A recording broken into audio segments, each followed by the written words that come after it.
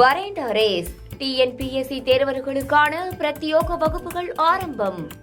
தொடர் விடுமுறையையொட்டி உதகை தாவரவியல் பூங்காவிற்கு அதிகாலை முதலே சுற்றுலா பயணிகளின் வருகை அதிகரித்து வருகிறது. விவரங்களை செய்தியாளர் ஜான்சன் வழங்க கேட்கலாம். ஜான்சன், தொடர் விடுமுறையொட்டி உதகைக்கு சுற்றுலா பயணிகள் வர தொடங்கியிருக்காங்க. அதனால அங்க இருக்கக்கூடிய வியாபாரிகள் என்ன சொல்றாங்க? சுற்றுலாவுக்கு வந்திருக்கக்கூடிய சுற்றுலா பயணிகள் எவ்வளவு மகிழ்ச்சியா தங்களோட விடுமுறை தினங்களை அங்க கழிக்கிறாங்க? நீலகிரி மாவட்டத்தில் தற்போது இதமான காலநிலை நிலவுகிறது. பாத்தீங்கன்னாக்கா காலையில நேற்று 7.3 செல்சியஸ் வெப்பநிலை, இன்று பாத்தீங்கன்னாக்கா 6.6 டிகிரி செல்சியஸ் வெப்பநிலை. இந்த இதமான காலநிலை அனுபவிக்கிறதுக்காக இன்று காலை முதலே குறிப்பா சொல்லணும்னாக்கா கர்நாடகா, கேரளா உள்ளிட்ட பகுதிகளிலிருந்து அதிக அளவிலான சுற்றுலா பயணிகள் ஏறக்குறைய 500க்கும் மேற்பட்ட வாகனங்கள் நம்ம சாலையில அணிவகுத்து நிற்கிறத பார்க்க முடியுது.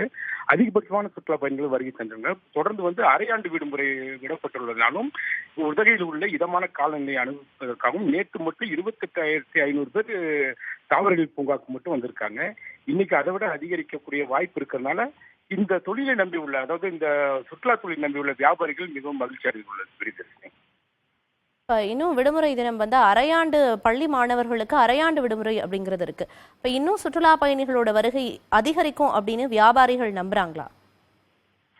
பொதுவாக டிசம்பர் மாத இறுதி மற்றும் ஜனவரி 1ஆம் தேதி வரை புத்தாண்டு துவங்கும் வரையில் நீலகிரியில் உள்ள பெரும்பாலான தங்கு விடுதிகளில் பல்வேறு வகையான விழா கொண்டாட்டங்கள் நடைபெறும். அதாவது இரவு நேரத்தில் கேளிக்கை நடன நிகழ்ச்சிகள் மற்றும் கேம்ப் ஃபயர், இரவு கேம்ப் ஃபயர் உள்ளிட்ட பல்வேறு நிகழ்ச்சி நடைபெறுவதால் தொடர்ந்து சுற்றுலா பயணிகள் வருகை அதிகரித்துக் கொண்டேதான் இருக்கும்.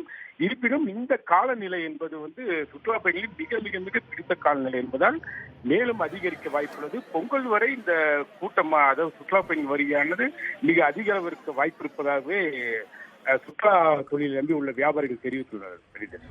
விரிவான தகவல்களை வழங்கியதற்கு நன்றி ஜான்சன்.